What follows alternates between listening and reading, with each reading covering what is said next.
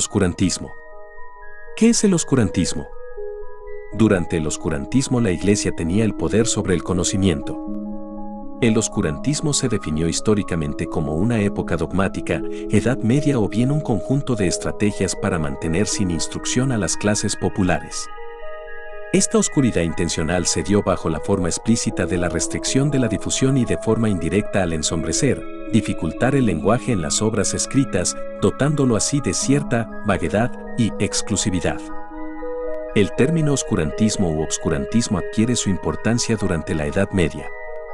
El concepto está ligado a la tutela eclesiástica, pero se registra un uso extendido en el tiempo. Para entenderlo hay que tener muy presente el poder que tuvo la Iglesia sobre los diferentes conocimientos y, de forma inmediata, sobre la moralidad y la vida en general de los poblados. Se opone a lo que en el siglo XVIII se conoció como iluminismo. Este, por el contrario, llamaría a librarse de la tutela religiosa. Características del oscurantismo. 1. Usos del término. Juan Roechin parodió a los monjes dominicos tratándolos de oscuros. El término se utiliza por primera vez en la sátira Cartas de los Hombres Oscuros en el siglo XVI. La sátira trata la disputa entre Juan Roechin, un humanista, y los monjes dominicos, parodiados como oscuros ya que apoyaban la quema de los libros no cristianos. En el siglo XVIII, oscuro pasa a significar conservador para los iluministas y entre estos oscuros se hallaban particularmente los grupos religiosos. En el siglo XIX se hace una distinción entre varios tipos de oscurantismo, aquellos pertenecientes a la teología y a la metafísica, filosofía, se trata de un lenguaje deliberadamente abstruso. 2. Restricción del conocimiento. En este sentido, se trata de dejar el conocimiento en manos de una élite y al pueblo en la más llana ignorancia. 3. Dificultad del conocimiento. Oscurantismo también adquiere el sentido de hacer más intrincado el lenguaje, en este caso de las obras escritas.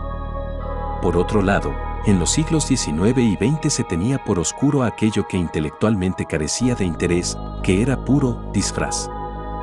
4. Prohibición de la libre expresión. Un caso ejemplar de la prohibición es el uso político de la Inquisición.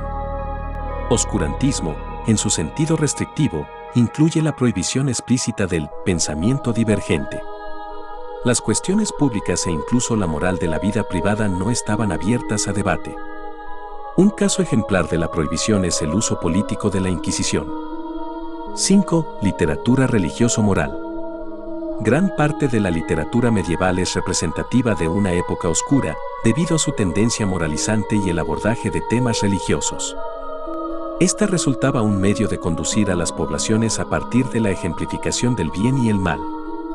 Se propiciaba un carácter sumiso. 6. El dogma o lo irracional.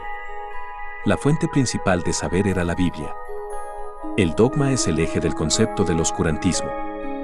Para los iluministas, por ejemplo, el dogma religioso tendría su cuota de irracionalidad.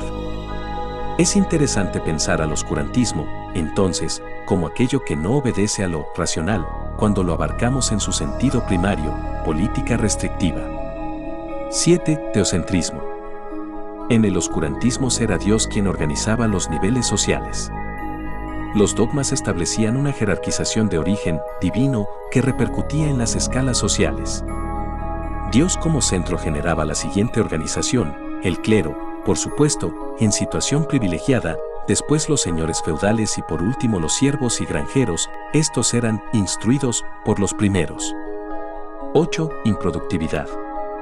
Es ampliamente reconocida la falta de producción intelectual o la repetencia temática debido al carácter dogmático del oscurantismo. 9. Malas condiciones de vida para la población. Durante el oscurantismo las plagas tendían a difundirse con facilidad en la población. La gleba sufría la peor parte de las plagas que, al no existir estrategias de prevención, tendían a difundirse con facilidad. Un caso ejemplar fue la peste negra. La época oscurantista creaba las bases para un trabajo devastador que debilitaba, cuyas condiciones no se discutían. 10. Surgimiento de universidades. Surgen las facultades de medicina, derecho y teología. Pareciera contradictorio, a primera vista, pero el afán religioso encontraba asilo en estos centros porque acataban el modelo teocentrista. La educación pertenecía a los sectores más privilegiados.